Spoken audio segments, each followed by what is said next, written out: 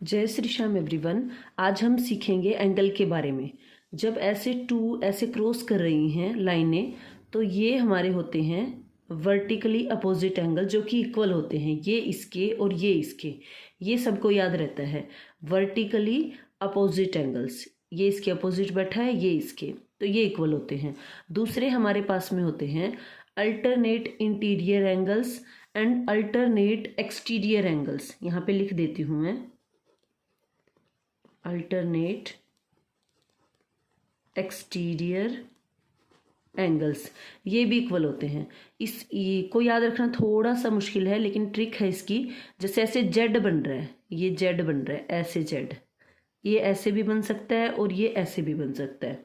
Z का मतलब यहाँ पे क्या है, आप इस लाइन को इधर भी एक्सटेंड कर सकते थे डॉट से, है ना। तो इसका ये वाला पोर्शन और ये जब इसके अंदर की साइड बन रहे हैं ना, तो ये हो जाएंगे हमारे पास में कौन से, इंटीरियर अल्टरनेट एंगल। ये इक्वल होते हैं, तो ये एंगल इसके इक्वल है बिकॉज ऐसे जेड बन रहा है। ये एंगल इसके अपोजिट है बिकॉज ऐसे वाला जेड बन रहा है, ये ऐसे वाला। तो ये हैं अल्टरनेट इंटीरियर एंगल्स। अब अल्टरनेट एक्सटीरियर एंगल्स क्या होते हैं, इसके अंदर भी ऐसे ही जेड बनेगा। एक्सटीरियर मतलब इस जेड के सिर और पैर में बनेगा। ये जब ऐसे जेड बन रहा है तो ये इसका सिर हो गया और ये इसका पैर हो गया, ठीक है।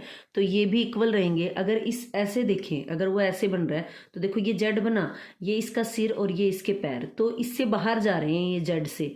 तो इससे याद रखना ये हैं अल्टरनेट एक्सटीरियर एंगल्स, ठीक है। ये भी क्या रहेंगे, इक्वल रहेंगे।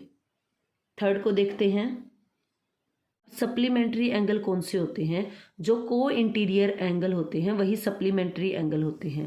देखो को इंटीरियर को याद रखने का तरीका है, ऐसे सी बनेगा, ये ऐसे सी से को और सी से ये इसका एंगल जनरेट हो रहा है। तो इसकी ट्रिक से याद रखना, ये जो हमारे पास में है ये सप्लीमेंट्री का मतलब होता है। देखो एस को अगर हम ऐसे मिला दे तो 8 बन जाएगा, यानी इनका सम 180 डिग्री होता है, ठीक है। ये इधर भी बन सकता है और ये इधर भी बन सकता है, इधर भी बन सकता है। ये वाला भी सम क्या रहेगा, 180। इन्हीं को को इंटीरियर एंगल कहते हैं। और जो को इंटीरियर एंगल होते हैं वो सप्लीमेंट्री होती हैं। सप्लीमेंट्री का मतलब इसको ऐसे मिलाएंगे तो 8 बनेगा, उससे याद रखना 180 डिग्री, ठीक है। उसके बाद में नेक्स्ट है हमारे पास में कॉरस्पॉन्डिंग एंगल्स। तो कॉरस्पॉन्डिंग एंगल क्या होते हैं, मैंने इसको याद रखा है क्रॉस से।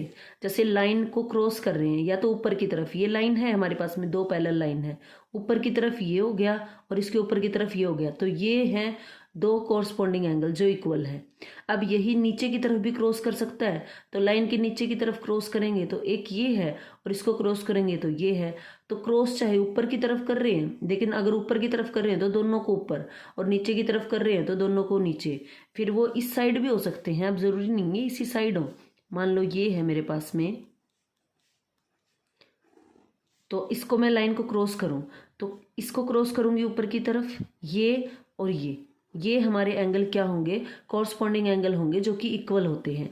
अब यही नीचे की तरफ भी क्रॉस कर सकते थे लाइन को, इस वाली लाइन की बात कर रही हूं मैं, तो ये और ये, ठीक है। तो कितने हो गए, ये देखो एक पेयर ये बन गया, एक पेयर ये बन गया, दो इस साइड है दो इस साइड है, 4 हो गए हैं।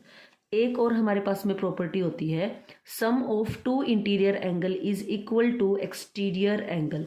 जब हमारे पास में ऐसे फिगर हो और ये जो हमारे पास में है इंटीरियर, जो फिगर के अंदर बने हुए हैं, इनका सम, जो ये बाहर वाला एंगल है ना, ये एक्सटीरियर एंगल इसको बोलते हैं, इसके इक्वल मिलेगा।